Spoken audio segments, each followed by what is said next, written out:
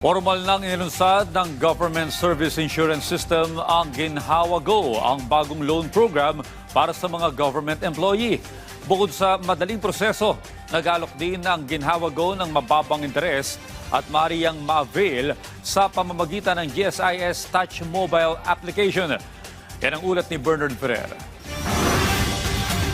Kailangan na magbayad ni Ronaldie ng graduation fee para sa kanyang postgraduate course ngayong Marso. Ngunit iniisip niya kung saan kukunin ang pambayad, lalo't may iba pa siyang mga obligasyon. Buti na lamang ay nakapag-avail siya ng loan sa GSIS sa pamamagitan ng Ginhawa Go, ang pinakabagong loan program para sa mga empleyado ng gobyerno. Umabot sa 30,000 pesos ang kanyang hiniram na balak niyang bayaran sa loob ng 24 months. Yung Ginhawa loan, siya pinakamagaan sa lahat ng niloan ko sa GSIS. This one is yung pinaka hindi ako mabibigatan. And parang hindi ko na rin siya i-mind, parang in-advance ko lang yung payment ko for graduation.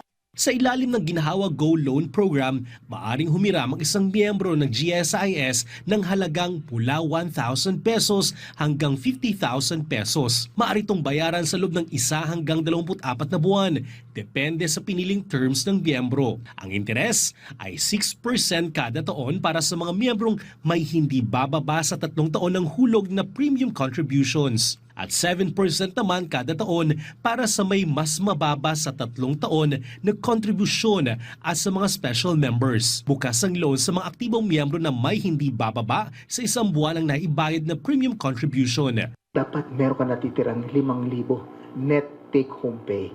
Kaya po meron tayong agency approving officer na naniniguro na ang iyong sweldo ay hindi bababa ng 5,000 piso sapagkat yan ay nasa batas. Maaari lamang itong i-apply sa pamamagitan ng GSIS Touch Mobile Application. Sa loob ng 24 hanggang 36 na oras, maaaring maaprubahan ng loan ng Authorized Approving Officer. Ito, go to dahil mabilisan to. These are instant situations that you might find yourself in. Somebody got sick, you may have been a victim of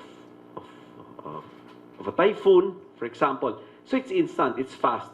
Ayon sa GSIS, papalitan ng Ginhawa Go ang Ginhawa Lite at inaasang makatutulong ito sa mga newly hired employees, low-income earners at sa mga miyembrong may limitadong borrowing history na hindi sasaklaw ng mga traditional loan product. Bernard Ferrer para sa Pambansang TV sa Bagong Pilipinas.